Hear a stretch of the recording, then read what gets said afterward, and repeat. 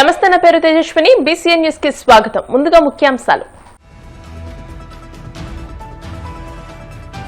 ఏపీపై మోంతా తుఫాన్ ప్రభావం, పలు జిల్లాలో భారీ వర్షాలు, విద్యుత్, రహదారుల పునరుద్ధరణే తొలి ప్రాధాన్యత అన్న మంత్రి లోకేష్.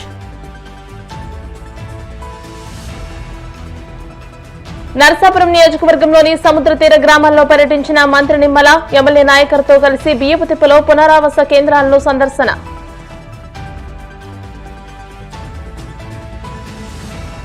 అమలాపురంలో తుఫాన్ పరిస్థితిపై సమీక్షించిన మంత్రి అచ్చెన్నాయుడు, పునరావాస కేంద్రాల్లో సహాయ చర్యలు కొనసాగించాలని అధికారులకు ఆదేశం.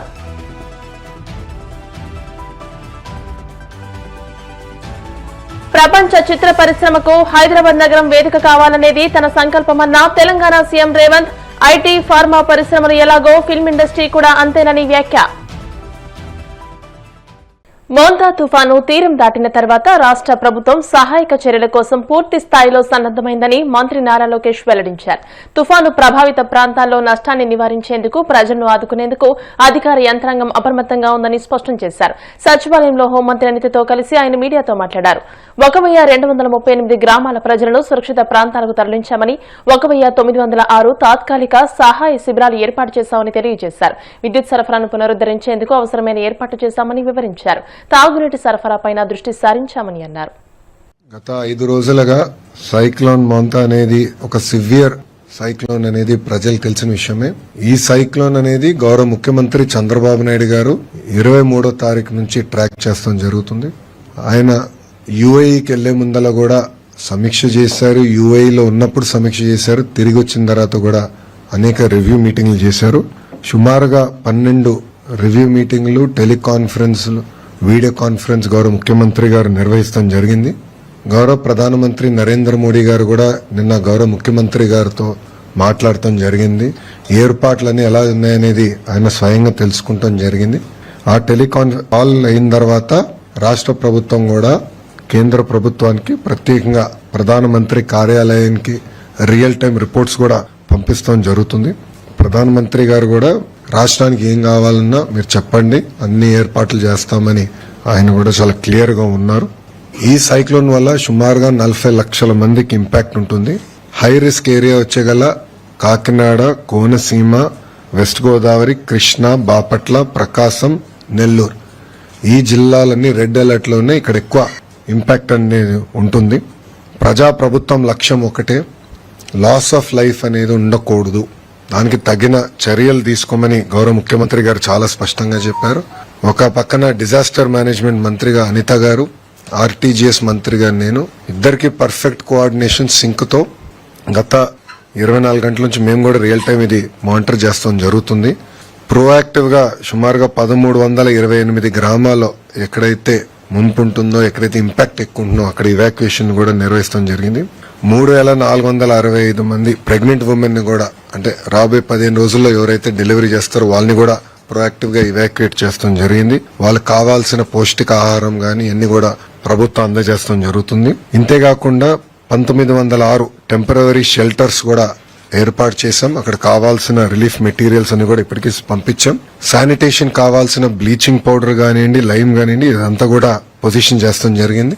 పాఠశాలలకు వచ్చేగల సుమారుగా 14,798 పాఠశాలల్లో ఇప్పటికీ హాలిడేస్ ప్రకటిస్తాం జరిగింది. దీంట్లో 364 స్కూల్స్ ఏకంగా సైక్లోన్ షెల్టర్స్ గా మార్చడం జరిగింది. మత్స్యకారులు కూడా వేటకు వెళ్లకూడదు నిషేధం కూడా ప్రభుత్వం పెడతాం జరిగింది. యాక్టివిటీ సస్పెండ్ చేశాం. అన్ని చర్యలు తీసుకున్నాం. 11 ఎన్డీఆర్ఎఫ్ టీంలు, 12 ఎస్డీఆర్ఎఫ్ టీంలు కూడా ఏర్పాటు చేసాం. రిజర్వ్ టీమ్స్ కూడా ఉన్నాయి. అవసరమైతే ఆర్మీ కూడా హైదరాబాద్ లో కంటింజెంట్ ఉంది కానీ వాళ్ళు కూడా స్టాండ్ బై లో ఉన్నారు. 145 వుడ్ కటింగ్ టీమ్స్ కూడా చైన్ సాస్ తో మొత్తం ఏర్పాట్లు చేశాం. ఇప్పటికీ కొంత ఇక్కడ యాక్షన్ లో ఉన్నారు. అంటే విశాఖపట్నంలో అక్కడెక్కడెక్కడైతే చెట్లు పడినా ఆల్రెడీ మీరు యాక్షన్ లో ఉన్నారు. మీరు కూడా కవర్ చేశారు మీడియాలో. సో 145 టీమ్స్ రెడీగా ఉన్నాయి. మెడికల్ అండ్ హెల్త్ కి సంబంధించి సుమారుగా 325 క్యాంప్స్ రెడీ చేసుకున్నాం. 876 ర్యాపిడ్ రెస్పాన్స్ టీమ్స్ కూడా ప్రభుత్వం రెడీ చేసింది.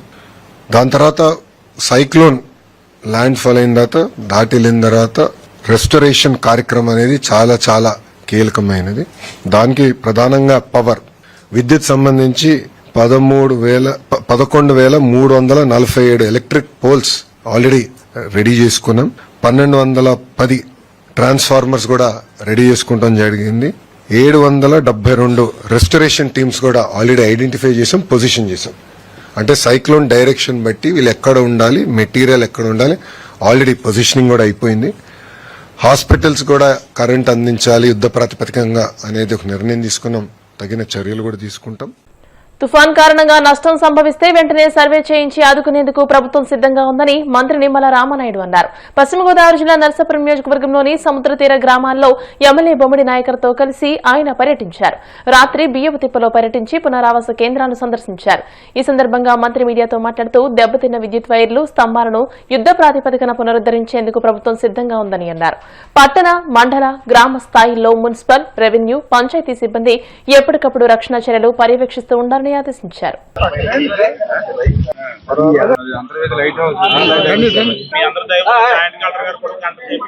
శాండ్ ఇది మొత్తం ఇది 1 కిలోమీటరా జీవితం.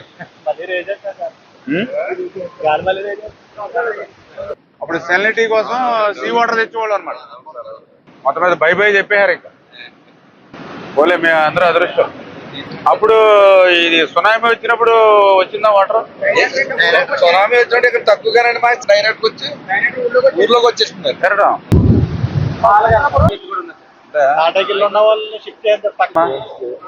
భోజనాలు చేశారమ్మా అన్నయ్య గారు, పవన్ కళ్యాణ్ గారు, నారా లోకేష్ గారు అక్కడ సెక్రటరియట్ లో ఉండి ఎప్పటికప్పుడు ఏదైతే తుఫాన్ ప్రభావాన్ని దృష్టిలో పెట్టుకుని గత 2-3 రోజుల నుంచి కూడా మరి గౌరవ ముఖ్యమంత్రి నారా చంద్రబాబు నాయుడు గారు ఎప్పటికప్పుడు అన్ని డిపార్ట్మెంట్లు, irrigation, revenue, police, disaster management, ఇట్లా అన్ని శాఖల్ని కూడా సమన్వయం చేసుకుంటూ గత 3-4 రోజుల నుంచి కూడా ఎక్కడికక్కడ ప్రికాషన్స్ తీసుకుంటూ వచ్చాం. కాబట్టి అంటే అటు రిజర్వాయర్స్ కానీ, ప్రాజెక్టులు కానీ ఏవైతే ఉన్నాయో ఏదైతే ఇన్ఫ్లో ఏదైతే ఉందో, అవుట్ఫ్లో ఏదైతే ఉందో క్యాలిక్యులేట్ చేసుకుంటూ క్వశ్చన్ పెట్టుకోవడం.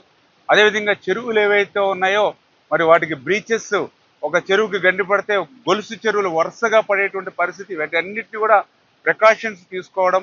అదేవిధంగా ఎవరైతే కెనాల్స్ కానీ, డ్రైన్స్ కానీ ఏవైతే ఉన్నాయో వాటర్ ఫ్రీ ఫ్లో అయ్యేటువంటి విధంగా తద్వారా ఫీల్డ్లో అంటే చాలల్లో ఉండేటువంటి నీరు కూడా ముందుగానే కొంత ఖాళీ చేసేటువంటి విధంగా ఇట్లా ఎప్పటికప్పుడు ప్రికాషన్ తీసుకోవడంతో కొంత మేర ఆస్తి నష్టాన్ని తగ్గించాలనేటువంటి చంద్రబాబు నాయుడు గారి ఆలోచన కానీ, అదేవిధంగా పర్టికులర్గా ఈ తీరం దాటేటప్పుడు కానీ, దాటిన తర్వాత కానీ ఎటువంటి ప్రాణ నష్టం జరగకుండా అందులో కూడా పర్టికులర్గా ఏదైతే వెస్ట్ గోదావరి, కోనసీమలకి ఎక్కువ ఎఫెక్ట్ ఉంటుందనే ఉద్దేశంతో పర్టికులర్గా మంత్రులు కానీ, ఎమ్మెల్యేలు కానీ అందరూ కూడా క్షేత్రస్థాయిలో ఫీల్డ్లో ఉండండి. ఎవరైతే ఆ యొక్క గ్రామాల్లో ఉన్నటువంటి పూరిళ్ళలో కానీ, మట్టిళ్ళలో కానీ ఎవరైతే ఉంటున్నారో వాళ్ళందరినీ కూడా పునరావాస శిబిరాలకు తరలించాలి. ఇప్పుడే పెదమాయన లంక గ్రామంలో మనందరం కూడా ఉన్నాం. మరి ఇవాళ ఈ రోజనే గత 2 రోజుల నుంచి కూడా మరి ఈ ప్రాంతంలో మన ఎమ్మెల్యే నాయకర్ గారు కానీ, అదేవిధంగా మన రామరాజు గారు కానీ, అదేవిధంగా ఆర్డీఓ, అదేవిధంగా ఇక్కడ అగ్నికుల క్షత్రియులు కూడా పెద్ద ఎత్తున కమిటీలు, యూత్ అందరూ కూడా ముందుండే సహాయ కార్యక్రమాలు పెద్ద ఎత్తున చేశారు.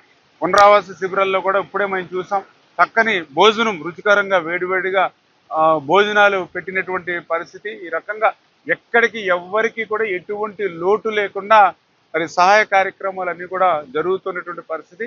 ఖచ్చితంగా రేపు నుంచి ఏదైతే ఇక తీరం దాటడం ద్వారా వచ్చేటువంటి పంట నష్టం, అటు ఆక్వా కానీ, ఇటు అగ్రికల్చర్ కానీ, అదేవిధంగా ఏదైతే కొబ్బరి కానీ ఏదైతే నష్టం ఏదైతే ఉందో దాన్ని కూడా అంచనా వేసి ఎవ్వరికి ఎటువంటి ఇబ్బంది లేకుండా సాయం అందించాలనేటువంటి దృక్పథంతో చంద్రబాబు నాయుడు గారు ఉన్నారు. అంచేత అందరూ కూడా ధైర్యంగా ఉండాలని చెప్పి మీ ద్వారా అందరినీ కూడా కోరుతూ ఉన్నాం.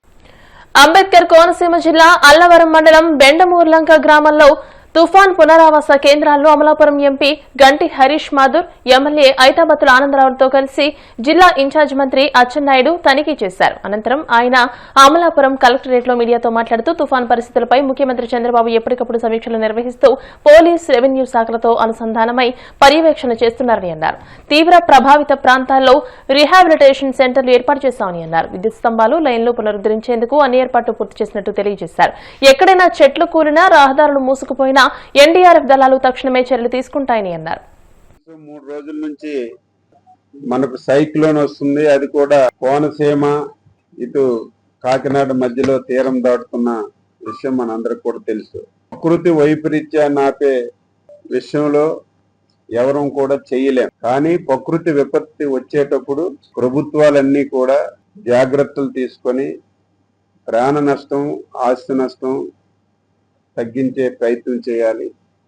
అందులో మన ముఖ్యమంత్రి గారు ఎప్పుడు ప్రకృతి వైపరీత్యం వచ్చినా క్లోజ్గా పర్యవేక్షణ చేసి ఎక్కడ కూడా ప్రాణ నష్టం జరగకుండా చేసినటువంటి సందర్భాలు ఈ రాష్ట్రంలో చాలా కూడా మనం చూసాం.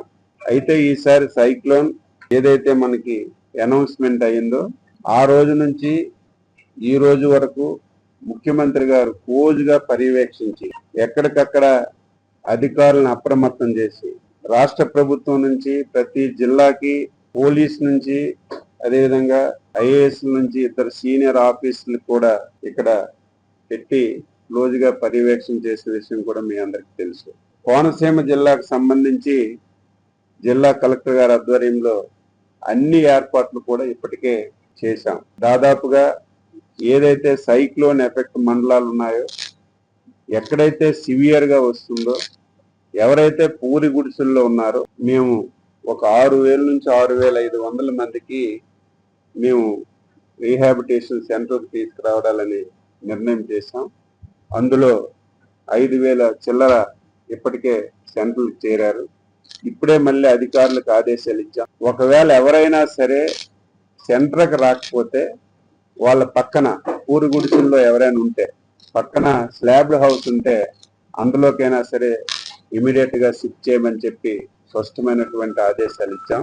తప్పనిసరిగా ప్రజలు కూడా దీన్ని సహకరించవలసినటువంటి అవసరం ఉందని కూడా ఈ సందర్భంగా తెలియజేస్తున్నాను. రైతాంగానికి సంబంధించి ఇక్కడ మనకి 1,10,000 హెక్టార్లలో వరి ఉంది. అదేవిధంగా మనకి అరటి ఉంది. కొన్ని ప్రాంతాల్లో మనకి కోకో ఉంది. చాలా వరకు మనకి రొయ్యల చెరువులు, చేపల చెరువులు కూడా ఉన్నాయి. ఇప్పటికే టెంటేటివ్గా ఎక్కడెక్కడ ప్రాబ్లం వస్తుందో టెంటేటివ్గా మేము ఇప్పటికే ఎన్యూమరేషన్ చేసి ఒక ఫిగర్ అనుకున్నాం. మనకు రేపు సైక్లోన్ వచ్చిన తర్వాత ఈరోజు ఇక్కడే కాదు ఆంధ్రప్రదేశ్ రాష్ట్రంలో ఏ ఒక్క రైతు కూడా ఆందోళన చెందవలసిన అవసరం లేదు. మోంతా తుఫాన్ నేపథ్యంలో పశ్చిమ గోదావరి జిల్లా నరసాపురంలో మార్కెట్ ను మున్సిపల్ కమిషనర్, మున్సిపల్ ఎలక్ట్రికల్ సిబ్బందితో కలిసి ప్రభుత్వ విప్ ఎమ్మెల్యే బొమ్మిడి నాయకర్ పరిశీలించారు. మార్కెట్ లో డ్రైనేజీ రోడ్లపై ఉన్న చెత్తను వెంటనే శుభ్రం చేయించాలని అధికారులను ఆదేశించారు. కొన్ని చోట్ల ఎలక్ట్రికల్ వైర్లు తెగిన కారణంగా ప్రమాదాలు జరగకుండా వెంటనే సరిచేయాలని ఎలక్ట్రికల్ సిబ్బందికి సూచించారు. మోంతా తుఫాన్తో రైతన్నలు నష్టపోకుండా వారి ధాన్యాన్ని కొనుగోలు చేసేందుకు ప్రభుత్వం సిద్ధంగా ఉందని, ఇప్పటికే ముందస్తు చర్యలు తీసుకోవడం జరిగిందని ప్రభుత్వ విప్ తాడేపల్లిగూడెం ఎమ్మెల్యే బొలిశెట్టి శ్రీనివాస్ అన్నారు. తాడేపల్లిగూడెం క్యాంపు కార్యాలయంలో ఏర్పాటు చేసిన మీడియా సమావేశంలో ఆయన మాట్లాడుతూ తుఫాన్ నేపథ్యంలో ప్రజలందరూ సురక్షితమైన ప్రాంతాల్లో ఉండాలని, విపత్తులను ఎదుర్కొనేందుకు అధికారులు సమర్థంగా ఉన్నారని అన్నారు. తుఫాన్ ముందస్తు చర్యల్లో భాగంగా కంట్రోల్ రూమ్స్ ఏర్పాటు చేసినట్టు తెలియజేశారు. ప్రభుత్వ ఆదేశాల మేరకు రైతుల వద్ద నుండి 138 టన్నుల ధాన్యాన్ని మిల్లులకు తరలించినట్టు తెలియజేశారు. మరి రేపు రాబోయే మోందా తుఫాను ముందస్తు హెచ్చరికలుగా ప్రభుత్వం అన్ని చర్యలు తీసుకుంది. దాంట్లో భాగంగానే తాడేపూడెం కాన్స్టిట్యున్సీలో 13 మంది గర్భిణీ స్త్రీలను తీసుకొచ్చి హాస్పిటల్లో జాయిన్ చేయడం జరిగింది. ఇంకో 17 మంది ఈరోజు కూడా జాయిన్ చేస్తాం. వాళ్ళకి 1 రోజుల సమయం ఉంది. అదేవిధంగా రైతులు ఎవరైనా తయారై ఉన్న ధాన్యం ఉంటే అది వర్షానికి దెబ్బతినకుండా ఏదన్నా ఇప్పుడు తెరిపించింది కాబట్టి నిన్న ఈరోజు ఎవరన్నా కోతలు కోసుకున్నా ప్రభుత్వం దాని మద్దతు ధరకు తీసుకోవడం జరుగుతుంది. దాంట్లో భాగంగా నిన్న ఒక్కరోజు 130 టన్నులని రైస్ మిల్లర్స్ సహకారంతో తీసుకున్నాం. మన కాన్స్టిట్యూన్సీ సంబంధించి ఎవరైనా మీరు కోతలు జరుపుకుని కోసి ధాన్యం కనుక మనం ఇవ్వాలనుకుంటే మేము మీ కొని ఏర్పాటు మేము చేస్తాం. కాబట్టి మీ అందరికీ తెలియజేసే ఉద్దేశంతో మీడియా ముందుకు వచ్చి మీకు తెలియజేస్తా ఉన్నాం. మీరు అందరూ బాగుండాలనే ఉద్దేశంతో ఈ ప్రభుత్వం కూడా ముందుగానే ఇవాళ మన కొనుగోలు కేంద్రాలు ఓపెన్ అవునప్పుడు కూడా ఇవాళ రైతు దగ్గర ధాన్యం ఉంటే తీసుకోవడానికి ఈ ప్రభుత్వం సిద్ధంగా ఉందని మీకు తెలియజేస్తా ఉన్నాం. ఎక్కడైనా రెడీగా ఉంటే కోసి మీరు మాకు సంప్రదించండి, లేదా అగ్రికల్చర్ అధికారిని సంప్రదించండి. మీ ధాన్యాన్ని భద్రతగా తీసుకెళ్లే బాధ్యత మాది అని మీకు తెలియజేస్తా ఉన్నాం. Thank you very much. ఇప్పుడు కాసేపు ప్రకటనలు.